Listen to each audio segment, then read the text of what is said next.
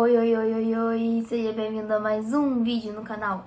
E no vídeo de hoje eu vou te dar algumas dicas de como perder a vergonha e gravar, apresentar e etc. Trabalhos, vídeos, o que mais você quiser, porque de um modo geral a dica serve pra tudo. Bora pro vídeo.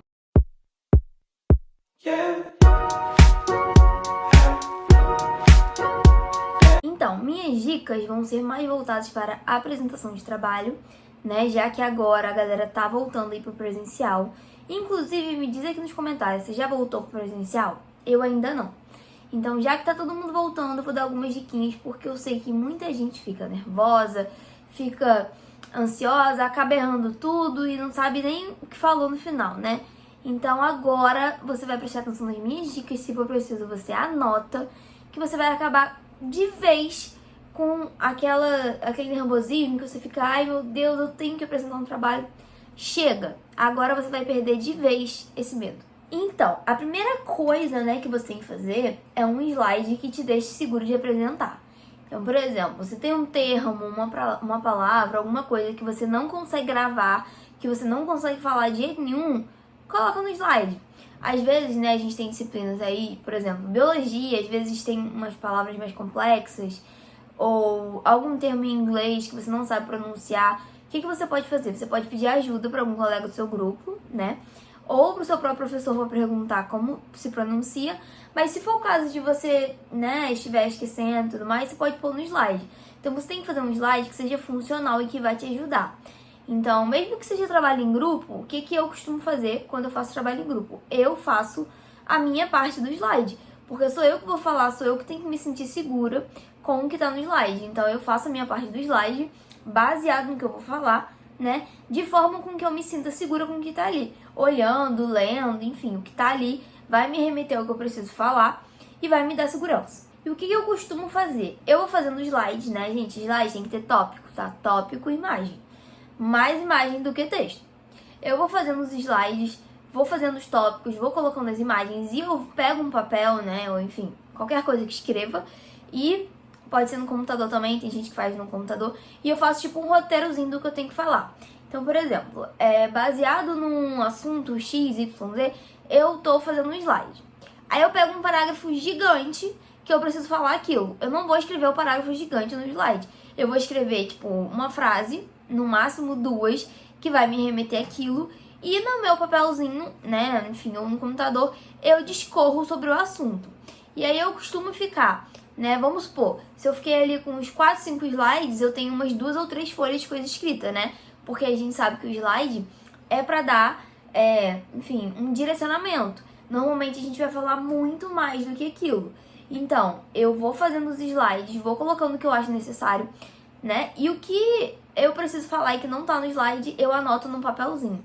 Escrevo em forma de tópico, ou em forma de texto, enfim, como ficar melhor pra você. Mas eu sempre faço essa colinha. Mas, Maju, você vai ler isso na hora da apresentação?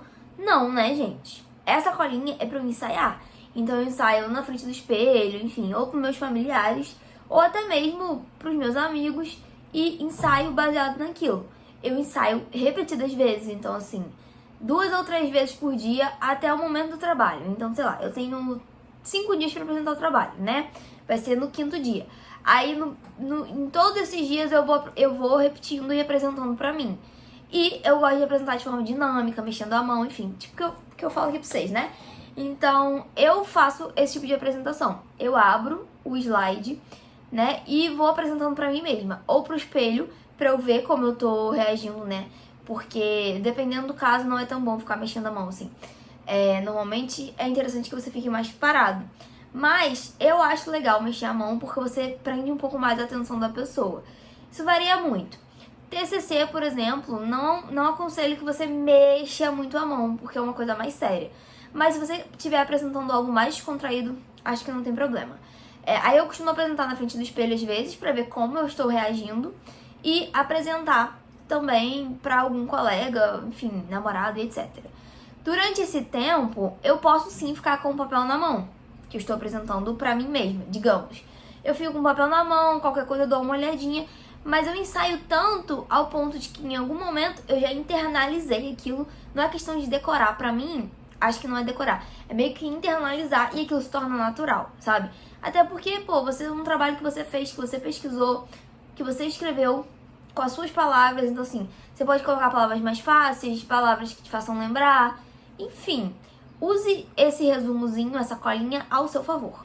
Outra coisa é o seguinte, se necessário, ensaie com o seu grupo, tá? Se o trabalho for em grupo. Eu, algumas vezes, já aconteceu isso comigo, em matéria de laboratório, a gente tinha que apresentar os resultados, né, dos nossos experimentos, tudo mais, das nossas práticas, e eu juntava com o meu grupo na própria biblioteca da instituição, e a gente ensaiava ali por 10, 15 minutinhos, repetir umas 2 vezes, enfim, dependendo, né, de quão extenso seja o trabalho. Às vezes tem trabalho que você leva meia hora para apresentar, mas a gente costumava ensaiar de 1 a 2 vezes o trabalho pra dar aquela polida, né? Porque às vezes uma pessoa tá falando muito e a outra menos. E quando trabalha em grupo, a gente tem que ver isso, porque tem que ficar uma coisa harmônica, né? Não pode um integrante do grupo falar 20 minutos e o restante todo do grupo falar nos últimos 10. Tem que ter essa harmonização, até porque o professor vai falar assim, só o fulano que fez o trabalho, só o fulano que sabe o trabalho.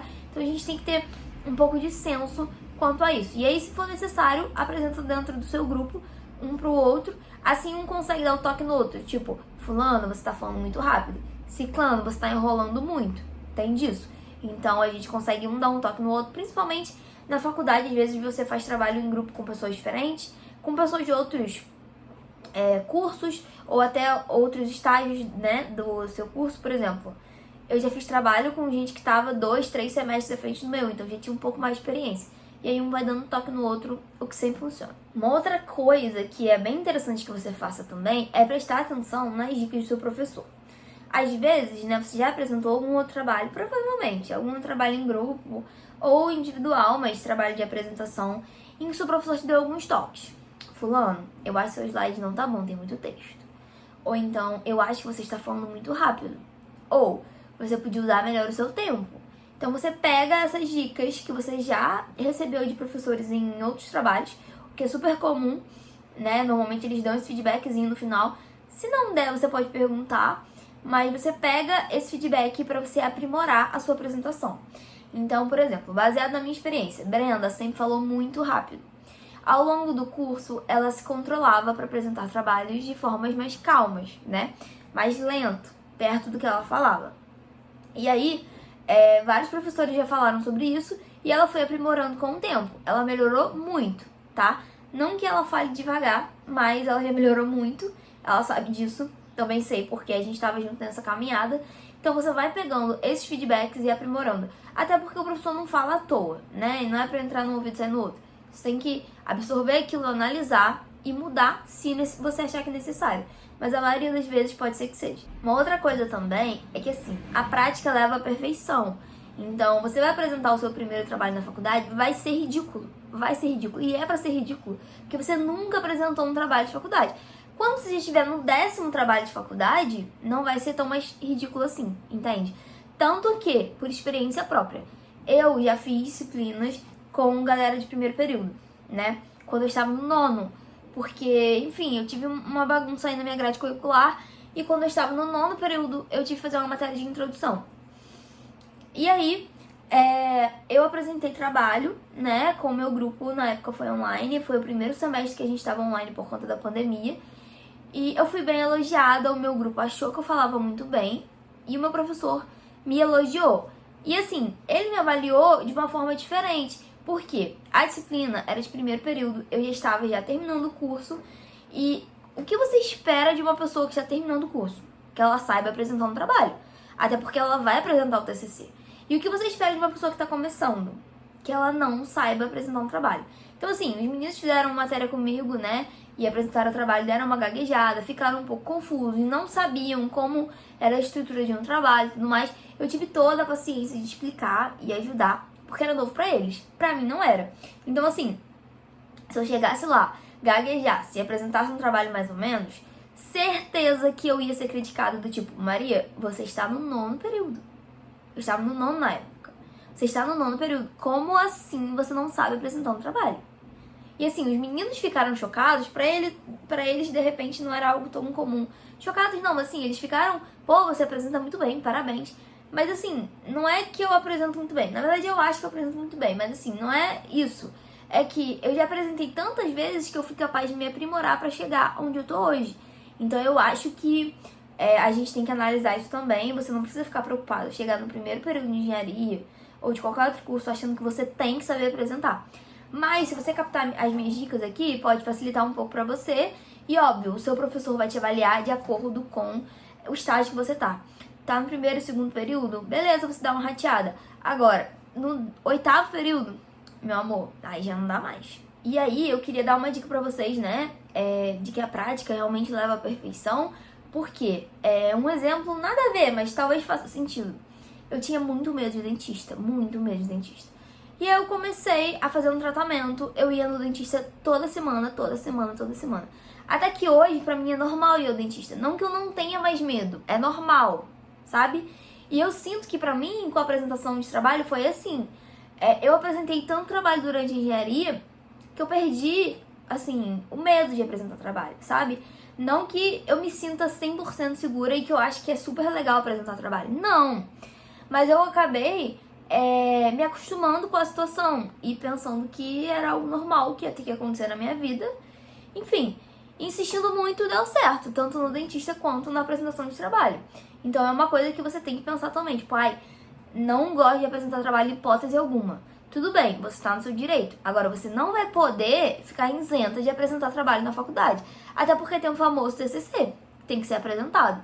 Então, é interessante que você vá dando a cara a tapa aos poucos para apresentar trabalho, vai se aprimorando para chegar no TCC e tirar 10. Você anota as minhas dicas, porque eu tirei 10 no TCC e eu quero te ajudar nisso, tá? A apresentação não vai ser um problema mais para você. Bom, para finalizar, uma coisa que eu queria comentar com vocês é que, assim, eu acho que o Instagram me ajudou muito a perder a vergonha, né, de um modo geral, e principalmente em apresentar trabalho.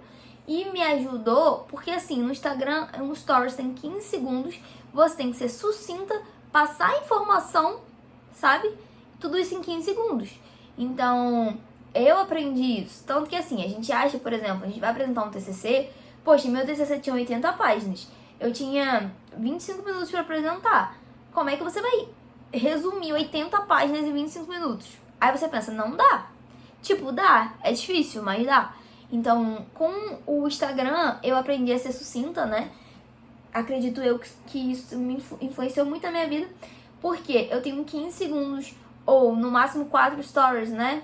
Sei lá, 60 segundos para ser sucinto e passar informação. Às vezes a gente se embanana, às vezes a gente não consegue, mas eu acho que isso me ajudou muito. E eu tenho certeza absoluta que o Instagram ajudou muito, assim, a eu não ter mais vergonha, né? Eu já tive, hoje eu não tenho mais. O YouTube também tem parte de contribuição nisso aí, porque eu era uma pessoa muito envergonhada, eu não era nada desenvolta na frente de uma câmera, muito menos na frente das pessoas, né? E aqui pra mim é mais fácil porque eu tô gravando, eu posso editar, enfim, posso botar como eu quiser e eu posso disponibilizar no YouTube pra pessoas que não me conhecem, não necessariamente, né? O que é mais fácil a gente lidar com pessoas que não conhecem a gente, pelo menos eu acho. Mas, sim, isso tem uma parcela de contribuição na minha vida, porque eu aprendi a ser mais desenvolta, eu aprendi a falar melhor, eu aprendi a me colocar, enfim, N aspectos. Não tô dizendo que você precisa ter um Instagram e YouTube, não. Mas eu tô dizendo que isso me ajudou. Então, de repente, se você tem muita vergonha, tá no Instagram, tá no YouTube, mas você não posta nada porque você tem muita vergonha, começa devagarzinho. Você vai ver que meus primeiros vídeos são ridículos, tá? São ridículos. Desce lá, são ridículos. Meus primeiros vídeos no Instagram também, stories, uma merda. Com o tempo a gente vai se aprimorando. Então é aquilo, né? A prática leva à perfeição. Olha o que eu tô falando. E óbvio, use tudo ao seu favor. Eu acho que eu usei o Instagram e o YouTube ao meu favor e que me ajudaram muito. Então, né? Tô compartilhando com vocês porque vai que... Pra finalizar agora, e assim, não menos importante, eu queria só dar uma dica pra você, que eu recebi muito essa dica e eu acho que vale super a pena.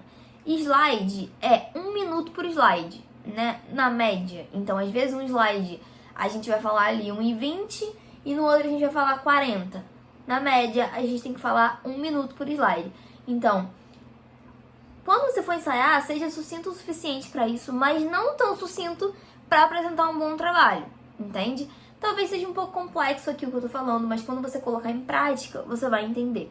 Então, o slide aí é uma média de 1 minuto por slide. Eu queria comentar isso porque eu não sei se vocês sabem, mas eu ouvi muito isso durante minha graduação, né, durante a engenharia. Gente, é 1 minuto por slide, essa é a média. E tanto que assim, você aprende tanto, você pega tanta diquinha quando você chega no TCC, você chega da fera. Então dá um pause aí, anota as coisas que eu falei, tá? Se tiver alguma dúvida, deixa aqui nos comentários que eu te respondo. Mas eu espero muito ter te ajudado com esse vídeo. É isso, um beijo e até o próximo.